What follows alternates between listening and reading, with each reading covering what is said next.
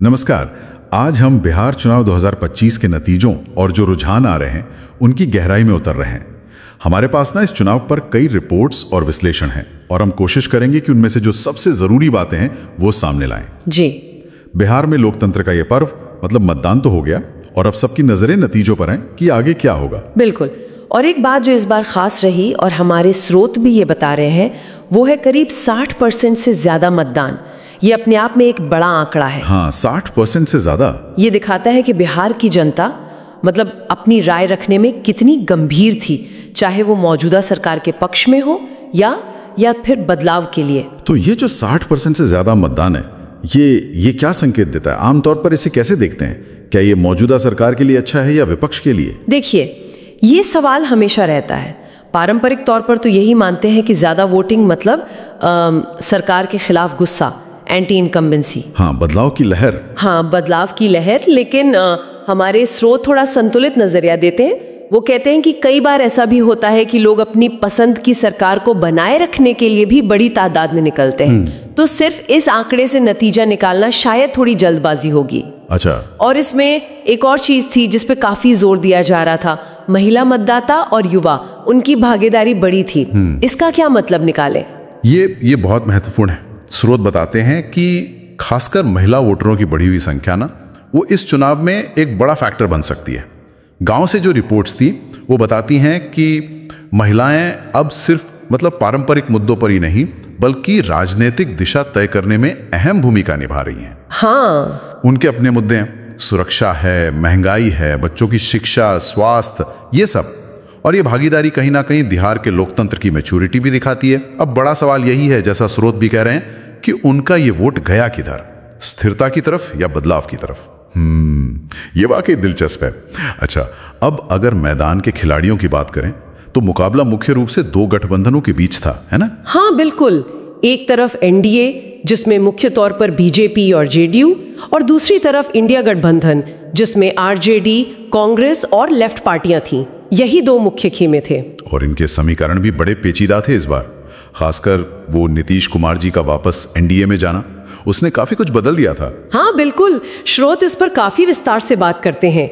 चुनाव से कुछ ही वक्त पहले उनका इंडिया गठबंधन छोड़कर एनडीए में जाना ये एक बहुत बड़ा राजनीतिक टर्न था और इसका असर सिर्फ पॉलिटिकल सर्कल में नहीं बल्कि वोटरों के बीच भी था। अच्छा, लोग इसे कैसे देख रहे थे? क्या ये स्थिरता के लिए जरूरी कदम था या कुछ और? इसका असर तो नतीजों पर दिखना ही था। और दूसरी तरफ तेजस्वी यादव थे जो इंडिया गठबंधन को लीड कर रहे थे।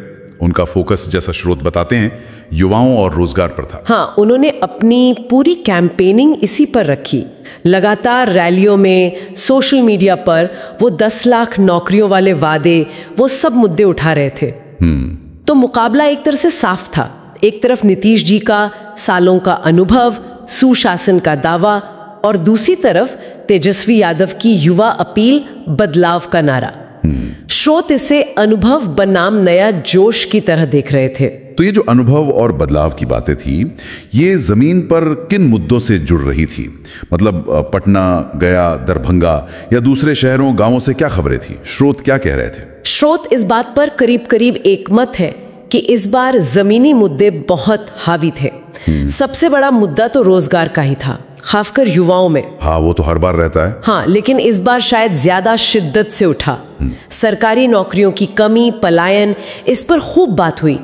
फिर शिक्षा, स्वास्थ्य सुविधाएं, बिजली, पानी जैसी बुनियादी चीजें, ये सब अहम मुद्दे थे। किसानों की भी कुछ खास मुद्दे थे? हाँ बिल्कुल। स्रोत बताते हैं कि गांव में किसानों ने बिजली की कमी, सिंचाई की दिक्कतें, खराब सड़कों का मुद्दा उठाया। फसल का सही दाम ना मिलना, ये भी एक चिंता थी। और दिलचस्प बात यह है, जैसा स्रोत इशारा कर रहे हैं, कि लोग अब शायद सिर्फ जाति के नाम पर वोट नहीं दे रहे थे, वो विकास के इन मुद्दों पर सवाल पूछ रहे थे। पार्टियों को भी अपने घोषणा पत्रों में इन पे ध्यान देना पड़ा। तो क्या हम ये मान लें कि बिहार में अब जाति का असर कम हो रहा है और विकास का एजेंडा ऊपर आ गया है? स्रोत इसे कैसे देखते हैं? देखिए, ये एक बड़ा सवाल है। स्रोत मानते हैं कि विकास के मुद्दे पहले से ज्यादा जरूर हावी हुए हैं, लेकिन जातिगत समीकरणों को एकदम से नकार देना वो अभी भी मुश्किल है बिहार में। अच्छा। वहाँ की सामाजिक बुनावट ऐसी है कि कई सीटों पर उम्मीदवार का चुनाव अब भी जातीय गणित देखकर ही होता है। हाँ, पर ये कह सकते हैं कि वोटर अब सिर्फ जाति नहीं देख रहा, वो विकास के वादे और काम का हिसाब भी मांग रहा है।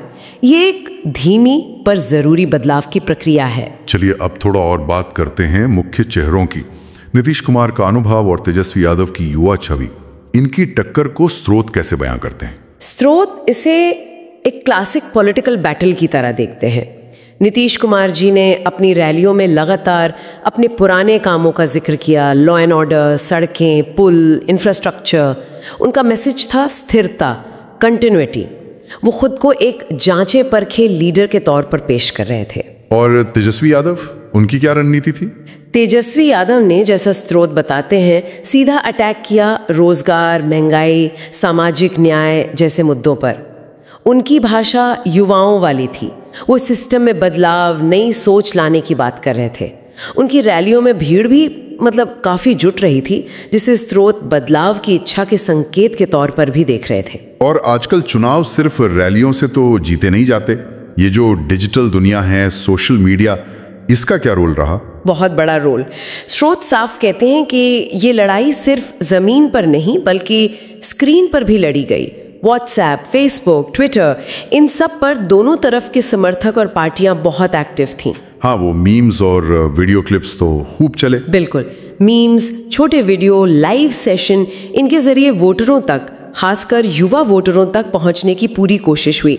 हालांकि स्रोत ये भी ध्यान दिलाते हैं कि इसके साथ ही फेक न्यूज और गलत जानकारी फैलाने का खतरा भी बना रहा। अब आते हैं अर्थव्यवस्था और विकास पर। बिहार की आर्थिक स्थिति एक चुनौती तो हमेशा से रही है। स्रोत इस बारे में क्या बताते हैं? स्रोत मानते हैं कि चुनौतियां अभी भी गंभीर हैं। बेरोजगारी दर राष्ट्रीय औसत से ज्यादा है, प्रति व्यक्ति आय भी कम है, वो विशेष राज्य के दर्जे की मांग भी इसी वजह से उठती है, और ये मुद्दे चुनाव में भी छाए रहे। लेकिन क्या कुछ पॉजिटिव भी है? कुछ सुधार हुआ है? स्रोत क्या कहते हैं? हाँ, ऐसा नहीं कि कुछ हुआ ही नहीं। स्रोत पिछले कुछ सालों में इंफ्रास्ट्रक्चर में हुए काम का जिक्र करते हैं। नई सड़कें बनी हैं, पुल बने हैं जिनसे कनेक्टिविटी बढ़ी है, बिजली की हालत पहले से बेहतर हुई है, कुछ शिक्षा और स्वास्थ्य से जुड़ी योजनाएं भी शुरू हुई हैं। अच्छा। स्रोत मानते हैं कि इन चीज़ों से लोगों में उम्मीद जगी है, लेकिन वो ये भी कहते हैं कि लोगों की उम्मीदें और ज़रूरतें इससे कहीं ज़्यादा है। मतलब सड़कें और पुल ठीक हैं, लेकिन असली ज़रूरत रोजगार और कमाई की है। बिल्कुल सही। स्रोत का निष्कर्ष यही है, जनता अब सिर्फ इंफ्रास्ट्रक्चर नहीं बल्कि अपनी जेब में पैसा, बच्चों के लिए अच्छी पढ़ाई, परिवार के लिए बेहतर इलाज चाहती है। वो ठोस नतीजे चाहती है। अब जो भी सरकार आएगी उसके लिए सबसे बड़ी चुनौती यही होगी कि वो इन आर्थिक उम्मीदों को कैसे पूरा करें। चुनाव से पहले बहुत सारे सर्वे भी आए थे, ओपिनियन पोल्स, वो क्या कह रहे थे? क्या कोई साफ विजेता दिख रहा था? नहीं, बिल्कुल नहीं, बल्कि सारे स्रोत यही बता रहे हैं कि जितने भी सर्वे थे वो सब एक बहुत करीबी, कांटे की टक्कर की तरफ इशारा कर रहे थे। कांटे की टक्कर? हाँ, जैसे एक प्रमुख सर्वे का हवाला देते हुए स्रोत बताते हैं कि एनडीए को शायद 110-115 सीटें मिल सकती हैं, तो इंडिया गठबंधन को 120-125।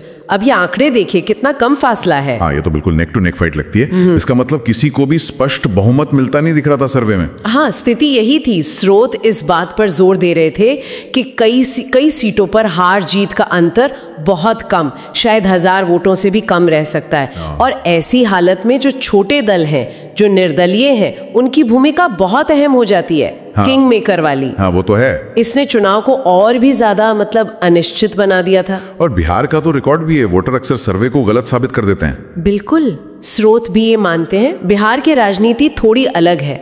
वहां जमीनी हकीकत, लोकल मुद्दे, उम्मीदवार कैसा है और आखिरी वक्त में क्या समीकरण बनते हैं, ये सब मिलकर नतीजों को बदल सकते हैं। तो सर्वे बस एक इशारा थे, फैसला तो ईवीएम में ही था। तो फिर आते हैं मतगणना वाले दिन पर। जब गिनती शुरू हुई तो शुरुआती रुझान कैसे थे? क्या वो सर्वे जैसे ही थे? मतगणना की शुरुआत, जैसा स्रोत बताते हैं, बहुत ही टेंशन वाले माहौल में हुई, और शुरुआती रुझान बता रहे थे कि मुकाबला वाकई बहुत बहुत करीबी है, प्राय बराबरी का। अच्छा। कुछ घंटों तक तो आरजेडी और उसके साथी दल थोड़ी बढ़त बनाए हुए थे। इससे इंडिया खेमे में काफी उत्साह भी था। लेकिन फिर धीरे धीरे बीजेपी और जेडीयू की सीटें भी बढ़ने लगी। यानी तस्वीर लगातार बदलती रही। जी हाँ, बिल्कुल। स्रोत कुछ खास सीटों का जिक्र करते हैं, मुजफ्फरपुर, समस्तीपुर, गया, ऐसी कई सीटें थी जहां हर राउंड के बाद मुकाबला ऊपर नीचे हो रहा था।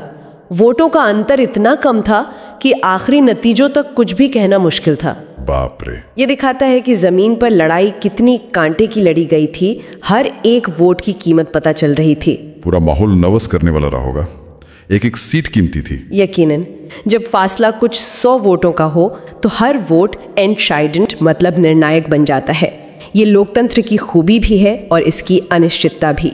स्रोत इसे एक ऐसे चुनाव की तरह देखते हैं जिसने दिखाया कि जनता की आवाज़ कितनी मजबूत है और पार्टियों को उसे कितनी गंभीरता से लेना होगा। तो ये था बिहार चुनाव 2025 का एक विश्लेषण, जैसा हमारी स्रोत सामग्री बताती है। एक ऐसा चुनाव जिसने वाकई बिहार की राजनीति को एक अहम मोड़ पर खड़ा किया।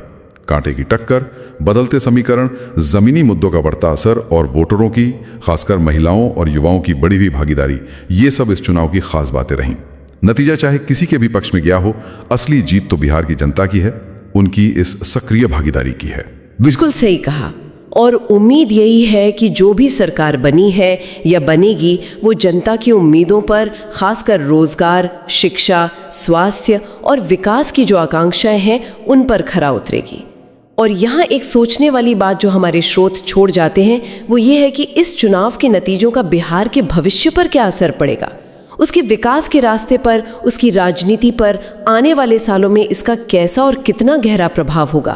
क्या ये सच में जाति से हटकर विकास की राजनीति की तरफ एक पक्का कदम है या बस समीकरणों का एक नया दौर? इस पर नजर बनाए रखनी होगी।